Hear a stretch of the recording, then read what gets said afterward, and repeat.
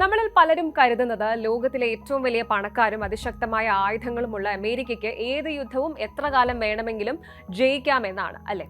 എന്നാൽ ആ ധാരണകളെല്ലാം തകിടം മറിഞ്ഞിരിക്കുകയാണ്.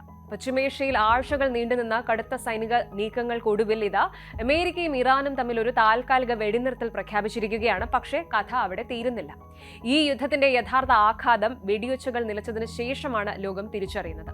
ഓപ്പറേഷൻ എപിക് ഫ്യൂരി എന്ന പേരിട്ട ഈ ഒരു 38 ദിവസത്തെ കടുത്ത വ്യോമാക്രമണ പരമ്പരയിൽ അമേരിക്ക നേരിട്ടത് ചരിത്രത്തിലെ ഏറ്റവും വലിയ ആയുധക്ഷാമമാണ്.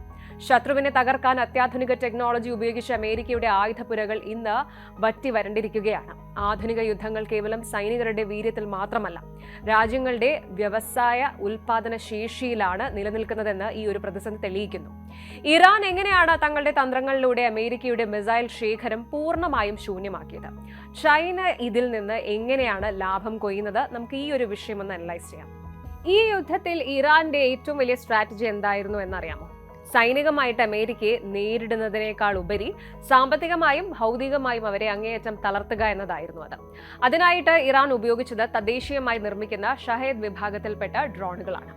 ഈ ഒരു ഡ്രോൺ നിർമ്മിക്കാൻ ഇറാന് വരുന്ന ചെലവെന്ന് പറയുന്നത് വെറും $20,000 മുതൽ $50,000 വരെ മാത്രമാണ്. അതായത് വളരെ കുറഞ്ഞ തുക. എന്നാൽ ഈ ഡ്രോണുകളെ ആകാശത്ത് വെച്ച് തകർക്കാൻ അമേരിക്ക ഉപയോഗിച്ച പേട്രിയറ്റ് PAC-3 ഇന്റർസെപ്റ്റർ മിസൈലുകൾക്ക് $4 മില്യൺ വില വരുന്നത്. അത് മാത്രമല്ല, അവർ ഉപയോഗിച്ച SM-6 മിസൈലുകൾക്ക് $4.5 മില്യൺ വില വരുന്നത്. ഒന്ന് ജസ്റ്റ് ആലോചിച്ച് നോക്കൂ. ഒരു ചെറിയ തുകയുടെ ഡ്രോണിനെ പ്രതിരോധിക്കാൻ ലക്ഷക്കണക്കിന് ഡോളറിന്റെ മിസൈലുകൾ വർഷിക്കേണ്ടി വരുമ്പോൾ സംഭവിക്കുന്ന ആ ഒരു ഇക്കണോമിക് അസിമെട്രി, അതായത് സാമ്പത്തിക അസമത്വം, അമേരിക്കയെ വലിയൊരു കെണിയിലാണ് വീഴ്ത്തിയത്. യുദ്ധത്തിന്റെ ആദ്യ 16 ദിവസങ്ങളിൽ മാത്രം സഖ്യസേന 11,000-ലധികം അത്യാധുനിക വെടിക്കോപ്പുകളാണ് പ്രയോഗിച്ചത്. ഇതിന്റെ ആകെ ചെലവ് ഏതാണ്ട് $26 ബില്യൺ അധികമായിരുന്നു. ഈ അസമത്വം തുടരുമ്പോൾ മിസൈൽ ശേഖരം അതിവേഗം ശൂന്യമാവുകയും പ്രതിരോധം അസാധ്യമാവുകയും ചെയ്യും. അമേരിക്കയുടെ മിസൈൽ ശേഖരത്തിലുണ്ടായ ഈ പെട്ടെന്നുള്ള കുറവ് പശ്ചിമേഷ്യയിൽ മാത്രമല്ല, ഗ്ലോബൽ ലെവലിൽ തന്നെ ഒരു വലിയ ഭൗമരാഷ്ട്രീയ ചലനങ്ങൾക്കാണ് കാരണമായത്. വാഷിംഗ്ടണിലെ പ്രമുഖ തിങ്ക് ടാങ്ക് ആയ centre for strategic and international studies CSIS പുറത്തുവിട്ട റിപ്പോർട്ടുകൾ പ്രകാരം ഇറാന്റെ പക്കലുള്ള മിസൈലുകളെ പ്രതിരോധിക്കുന്നതിലൂടെ അമേരിക്കൻ ആയുധപുരകളിൽ ഉണ്ടായ ശൂന്യത പസഫിക് മേഖലയിൽ ചൈനയ്ക്കെതിരെയുള്ള തന്ത്രപരമായ പ്രതിരോധത്തെ ദോഷകരമായി ബാധിക്കും.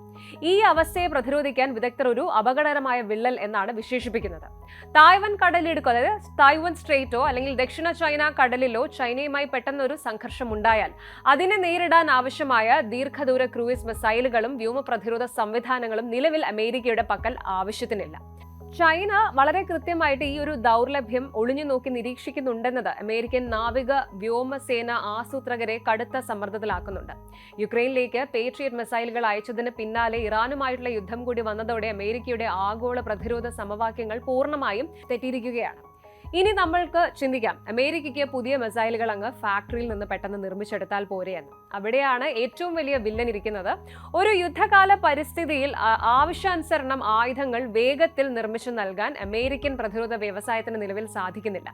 കോൾഡ് വാറിന്റെ അവസാനത്തോടെ അമേരിക്ക തങ്ങളുടെ പ്രതിരോധ നിർമ്മാണ മേഖല ചുരുക്കുകയും വലിയ തോതിലുള്ള ആയുധ ശേഖരണം അവസാനിപ്പിക്കുകയും ചെയ്തിരുന്നു. ഉദാഹരണത്തിന്, ഈ യുദ്ധത്തിൽ 1000-ലധികം ടോമഹോക്ക് മിസൈലുകളാണ് അമേരിക്കയ്ക്ക് ഉപയോഗിക്കേണ്ടി വന്നത്. എന്നാൽ കഴിഞ്ഞ 10 വർഷത്തെ കണക്കനുസരിച്ച് അമേരിക്ക പ്രതിവർഷം ശരാശരി 86 മിസൈലുകൾ മാത്രമാണ് നിർമ്മിച്ചിരുന്നത്. നിലവിലെ സാഹചര്യത്തിൽ ഈ മിസൈൽ ശേഖരം പഴയപടി ആക്കാൻ 2030 അല്ലെങ്കിൽ 2031 വരെ, ആ ഒരു വർഷം വരെ കാത്തിരിക്കേണ്ടി വരും. ഇതുപോലെ തന്നെയാണ് THAAD പ്രതിരോധ മിസൈലുകളുടെ ശേഖരം പുനഃസ്ഥാപിക്കാനായിട്ട് 2029 വരെ സമയമെടുക്കും. പ്രതിരോധ നിർമ്മാണ കമ്പനികൾക്ക് പെട്ടെന്ന് ഉൽപാദനം കൂട്ടാൻ സാധിക്കാത്തതിന് പിന്നിൽ പലവിധ കാരണങ്ങളുണ്ട്. അതിലൊന്നാണ് അസംസ്കൃത വസ്തുക്കളുടെ ദൗർലഭ്യം. മിസൈലുകളുടെ നിർമ്മാണത്തിന് ആവശ്യമായിട്ടുള്ള ഗാലിയം, ജെർമേനിയം തുടങ്ങിയ നിർണായകമായ ധാതുക്കളുടെ ആഗോള വിപണി നിയന്ത്രിക്കുന്നത് ആരാണ്? ചൈന. ഈ ചൈന ഏർപ്പെടുത്തിയിട്ടുള്ള കയറ്റുമതി നിയന്ത്രണങ്ങൾ അമേരിക്കൻ പ്രതിരോധ മേഖലയെ സാരമായിട്ട് ബാധിച്ചിരിക്കുന്നു. പ്രതിരോധ നിർമ്മാണ രംഗത്തെ പ്രമുഖ കമ്പനികളായ ലോക്ഹീഡ് മാർട്ടിൻ, റേത്തിയോൺ തുടങ്ങിയ ഭീമന്മാർ നേരിടുന്ന മറ്റൊരു വലിയ വെല്ലുവിളി അവരെ പിന്തുണയ്ക്കുന്ന ചെറിയ സപ്ലയേഴ്സിന്റെ തകർച്ചയാണ്. മുൻകാലങ്ങളിൽ 50-ലധികം പ്രൈം കോൺട്രാക്ടേഴ്സ് ഉണ്ടായിരുന്ന സ്ഥാനത്ത് ഇന്ന് വെറും 5 കമ്പനികൾ മാത്രമാണ് അവശേഷിക്കുന്നത്. ഇവരെ ആശ്രയിക്കുന്ന ചെറിയ അനുബന്ധ വ്യവസായങ്ങൾക്ക് വലിയ തോതിൽ മൂലധനം ഇറക്കാനോ പുതിയ ഉൽപാദന ലൈനുകൾ ആരംഭിക്കാനോ സാധിക്കുന്നില്ല. മിസൈലുകൾ ഉപയോഗിക്കുന്ന പ്രൊപ്പല്ലന്റുകളും അതുപോലെ സ്ഫോടക വസ്തുക്കളും നിർമ്മിക്കുന്ന അമേരിക്കയിലെ ഏക ഫാക്ടറിയായ ഹോൾസ്റ്റൺ ആർമി മ്യൂണിഷൻ പ്ലാന്റിന് ആവശ്യമായ പുതിയ ഓർഡറുകൾ സമയത്തിന് ലഭിക്കാത്തതും പ്രതിസന്ധി രൂക്ഷമാക്കി.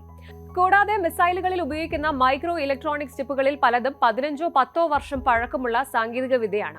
ഇവ നിർമ്മിച്ചിരുന്ന പല ആഭ്യന്തര ഫാക്ടറികളും ഇന്ന് അമേരിക്കയിൽ നിലവിലില്ലാത്തതിനാൽ അവർക്ക് വിദേശ വിപണികളെ ആശ്രയിക്കേണ്ടി വരുന്നു. വിദഗ്ധ തൊഴിലാളികളുടെ കുറവും കടുത്ത സുരക്ഷാ പരിശോധനകളും ഉൽപാദന പ്രക്രിയയെ വീണ്ടും മന്ദഗതിയിലാക്കുന്നു. ഈ കടുത്ത മിസൈൽ ദൗർലഭ്യം അമേരിക്കൻ പ്രതിരോധ മന്ത്രാലയത്തെ അഥവാ പെന്റഗണിനെ തങ്ങളുടെ പരമ്പരാഗത യുദ്ധസങ്കല്പങ്ങളിൽ വലിയ മാറ്റങ്ങൾ വരുത്താൻ പ്രേരിപ്പിച്ചിരിക്കുകയാണ്. വരും വർഷങ്ങളിൽ ദശലക്ഷക്കണക്കിന് ഡോളർ വില വരുന്ന അത്യാധുനിക മിസൈലുകൾക്ക് പകരം കുറഞ്ഞ ചിലവിൽ നിർമ്മിക്കാവുന്നതും എന്നാൽ കാര്യക്ഷമവുമായ ആയുധങ്ങളിലേക്ക് മാറാനാണ് പെന്റഗൺ ശ്രമിക്കുന്നത്. ഇതിന്റെ ഭാഗമായി പുതിയ തലമുറയിലെ ഡിഫൻസ് സ്റ്റാർട്ടപ്പുകളായ ആൻഡ്യൂറിൽ, കോആസ്പെയർ, ലീഡോസ് തുടങ്ങിയ കമ്പനികളുമായിട്ട് അമേരിക്കൻ ഗവൺമെന്റ് വലിയ സുരക്ഷാ കരാറുകളിൽ ഏർപ്പെട്ടിട്ടുണ്ട്.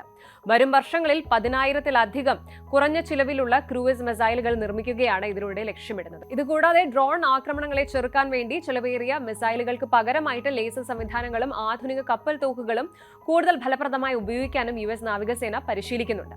പണത്തെക്കാൾ ഉപരി സമയമാണ് ഇപ്പോൾ അമേരിക്കയുടെ ഏറ്റവും വലിയ ശത്രു എന്ന് പ്രതിരോധ വിദഗ്ധർ ഓർമ്മിപ്പിക്കുന്നു. അപ്പോൾ ഇറാനുമായുള്ള ഈ വലിയ സംഘർഷം അമേരിക്കയ്ക്ക് നൽകിയ പാഠം വളരെ വ്യക്തമാണ്. ആധുനിക യുദ്ധങ്ങൾ എത്ര വേഗത്തിലാണ് ഒരു മഹാരാജ്യത്തിന്റെ പോലും ആയുധപുരകളെ ശൂന്യമാക്കുക എന്ന് ഈ ഒരു 38 ദിവസം കൊണ്ട് ലോകം കണ്ടു കഴിഞ്ഞു. ലോകത്തെ ഏറ്റവും വലിയ സാങ്കേതിക തികവുള്ള സൈന്യത്തിന് പോലും സ്വന്തമായിട്ട് ഉൽപാദനക്ഷമതയുള്ള ഒരു ആഭ്യന്തര വ്യവസായ അടിത്തറ ഇല്ല എങ്കിൽ, അതായത് ഒരു ഡൊമസ്റ്റിക് ഇൻഡസ്ട്രിയൽ ബേസ് ഇല്ലെങ്കിൽ ദീർഘകാല യുദ്ധങ്ങളിൽ പിടിച്ചു നിൽക്കാൻ സാധിക്കില്ല. വെടിനിർത്തൽ താൽക്കാലികമായിട്ട് സമാധാനം നൽകുമെങ്കിലും വരാനിരിക്കുന്ന വലിയൊരു ആഗോള പ്രതിസന്ധിയെ നേരിടുന്നതിന് മുൻപ് തങ്ങളുടെ ആയുധപുരകൾ എങ്ങനെ വേഗത്തിൽ നിറയ്ക്കാമെന്ന ചോദ്യത്തിനാണ് വാഷിംഗ്ടൺ ഇപ്പോൾ ഉത്തരം തേടുന്നത്. ഭാവിയിലെ സുരക്ഷിതത്വം എന്നത് കേവലം മിസൈലുകളുടെ എണ്ണത്തിലല്ല, മറിച്ച് അവ എത്ര വേഗത്തിൽ പുനർനിർമ്മിക്കാൻ സാധിക്കും എന്നതിൽ അധിഷ്ഠിതമായിരിക്കുന്നു. കൂടുതൽ വാർത്തകൾക്ക് News 18 Keralam YouTube channel subscribe ചെയ്യുക.